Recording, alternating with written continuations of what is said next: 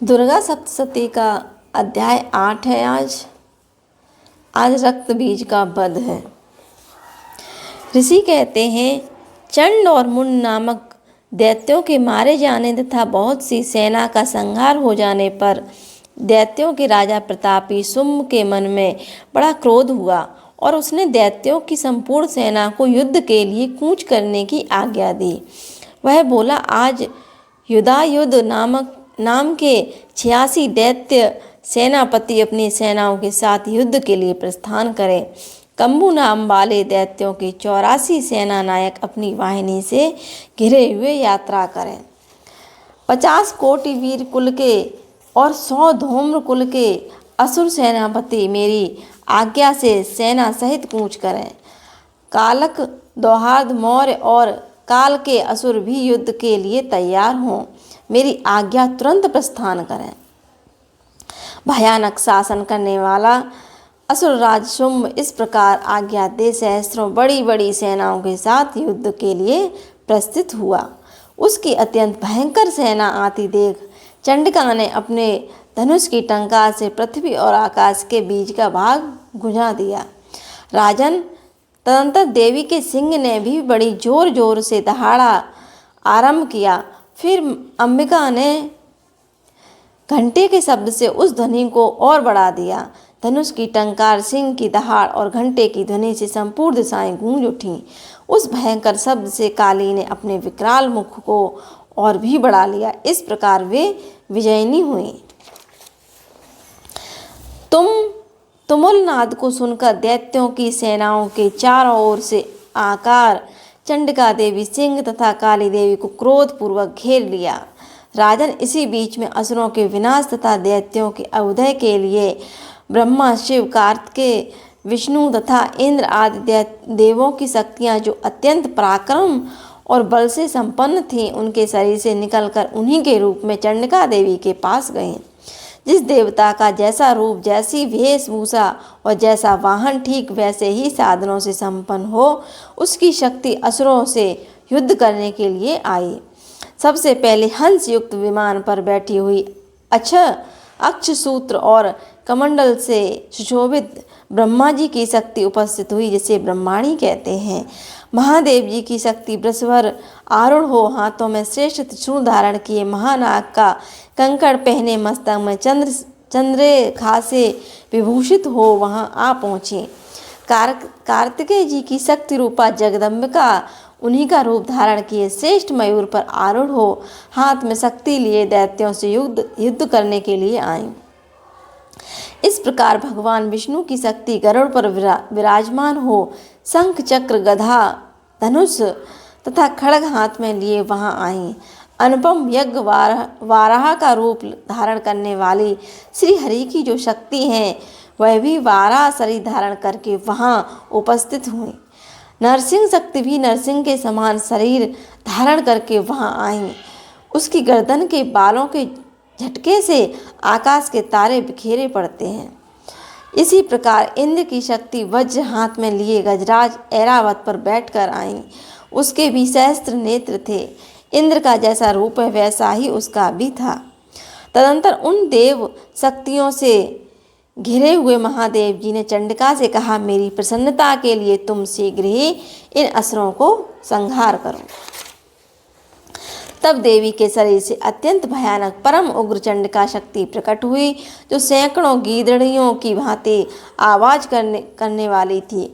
उस अपराजिता देवी ने धूमिल जटा वाले देवी जी से कहा, भगवान आप शुंभ निशुंभ के पास दूत बनकर जाइए और उन अत्यंत गर्वीले दानव शुंभ एवं निशुंभ दोनों से कहिए कि साथ ही उनके अतिरिक्त भी जो दानव युद्ध के लिए वहां उपस्थित हों, उनको भी यह संदेश दीजिए, दैत्यों, यदि तुम जीवित रहना चाहते हो तो पाताल को लौट जाओ। इंद्र को त्रिलोकी का राज्य मिल जाए और देवता यज्ञ भाग का उपभोग करें। यदि बल के घमंड में आकर तुम युद्ध की अभिलाषा रखते हो तो आओ, मेरी शिवाएं योगिनियां तुम्हारे कच्चे मांस से तृप्त हों। चूंकि उस देवी ने भगवान शिव को दूत के कार्य से नियुक्त किया था, इसलिए शिवदूती के नाम से संसार में विख्यात हुई। वे महादैत्य भी भगवान के शिव के मुंह से देवी के वचन सुनकर क्रोध में भर गए और जहाँ कात्यायनी विराजमान थी उस ओर बढ़े। तदंतर वे दैत्य अमरस में भरकर पहले ही देवी के ऊपर बाण शक्ति और रिष्ट आदि अस्त्रों की वृष्टि करने लगे। तब देवी ने भी खेल खेल में ही धनुष टंकार की और उससे छोड़े हुए बड़े बड़े बाणों द्वारा दैत्यों के चलाए हुए बाण शूल शक्ति और फरसों को काट डाला। फिर काली उनके आगे और शत्रुओं को शूल के प्रहार से विदीर्ण करने लगी और खड्गवांग से उनका कचूमर निकालती हुई रणभूमि में विचरने लगी। ब्रह्माणी भी जिस जिस ओर दौड़ती उसी उसी ओर अपने कमंडल का जल छिड़ककर शत्रुओं के ओज और पराक्रम को नष्ट कर देती थीं। महेश्वरी ने त्रिशूल से तथा वैष्णवी ने चक्र से अत्यंत क्रोध में भरी हुई कुमार कार्तिकेय की शक्ति से दैत्यों का संहार आरंभ किया। इंद्र शक्ति के वज्र प्रहार से विदीर्ण हो और सैकड़ों दैत्य दानव रक्त की धारा बहाते हुए पृथ्वी पर सो गए। वाराही शक्ति ने कितनों को अपनी थुथुनी की मार से नष्ट किया। दाढ़ों के अग्रभाग से कितनों की छाती छेद डाली तथा कितने ही दैत्य उसके चक्र से चोट से विदीर्ण होकर गिर पड़े। नारसिंही भी दूसरे दूसरे महादैत्यों को अपने नखों से विदीर्ण करके खाती और सिंहनाद से दिशाओं एवं आकाश को गुंजाती हुई युद्ध क्षेत्र में विचरने लगी। कितने ही असुर शिवदूती के प्रचंड अट्टहास से अत्यंत भयभीत हो पृथ्वी पर गिर पड़े और गिरने पर उन्हें शिवदूती ने उस समय अपना ग्रास बना लिया। इस प्रकार क्रोध में भरे हुए मातृ गणों को नाना प्रकार के उपायों से बड़े बड़े असुरों का मर्दन करते देख दैत्य सैनिक भाग खड़े हुए।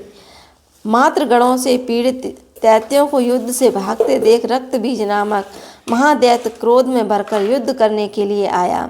उसके शरीर से जब रक्त की बूंद पृथ्वी पर गिरती तब उसी के समान शक्तिशाली एक दूसरे महादैत्य पृथ्वी पर पैदा हो जाते थे। महासुर रक्त बीज हाथ में गदा लेकर इंद्र शक्ति के साथ युद्ध करने लगा। तब ऐन्द्री ने अपने वज्र से रक्त बीज को मारा। वज्र से घायल होने पर उसके शरीर से बहुत सा रक्त चूने लगा और उससे उसके समान रूप तथा पराक्रम वाले योद्धा उत्पन्न होने लगे।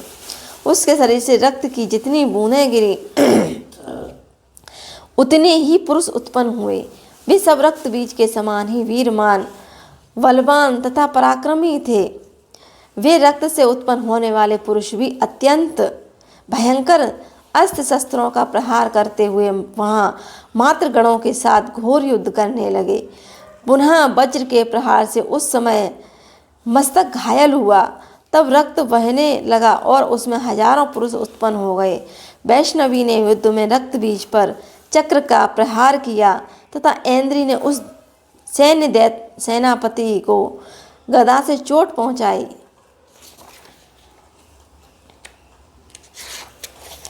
वैष्णवी के चक्र से घायल होने पर उसके शरीर से जो रक्त बहा उससे जो उसी के बराबर आकार वाले सहस्रों महादैत्य प्रकट हुए।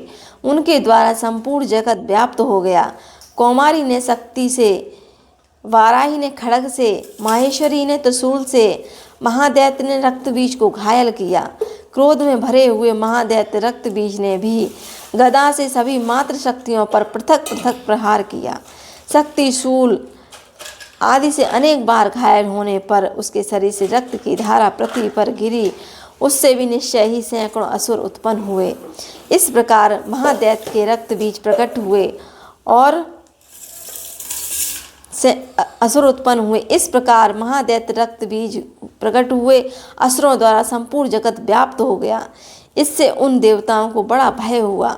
देवताओं को उदास देखकर चंडिका ने काली से शीघ्रतापूर्वक कहा, चामुंडे तुम अपना मुख और फैलाओ तथा मेरे सहस्त्रपात से गिरने वाले रक्त बिंदुओं और उनसे उत्पन्न होने वाले महादैत्यों को तुम अपने इस उतावले मुख से खा जाओ। इस प्रकार रक्त से उत्पन्न होने वाले महादैत्यों का भक्षण करती हुई तुम रण में विचरती रहो।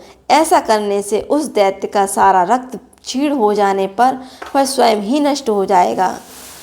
उन भयंकर दैत्यों को जब तुम खा जाओगे तब दूसरे नए दैत्य उत्पन्न नहीं हो सकेंगे। काली से यूँ कहकर चंडिका देवी ने शूल से रक्त बीज को मारा और काली ने अपने मुख में उसका रक्त ले लिया।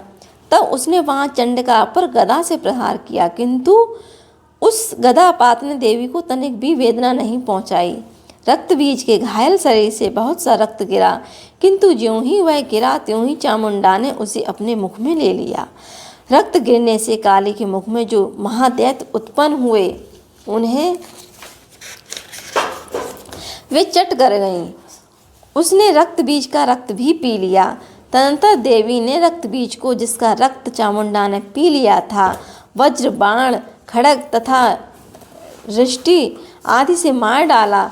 राजन, इस प्रकार शस्त्रों के समुदाय से आहत एवं रक्तहीन हुआ महादैत्य रक्त बीज पृथ्वी पर गिर पड़ा। नरेश्वर, इससे देवताओं को अनुपम हर्षित की प्राप्ति हुई और मातृगण उन असुरों के रक्त पान के मद से उदित सा होकर नृत्य करने लगा। इस प्रकार श्री मार्कंडेय पुराण में सार्वणिक मनवंतरी कथा के अंतर्गत देवी महात्म्य में रक्त बीज वध नामक 8वां अध्याय पूरा हुआ। जय माता दी।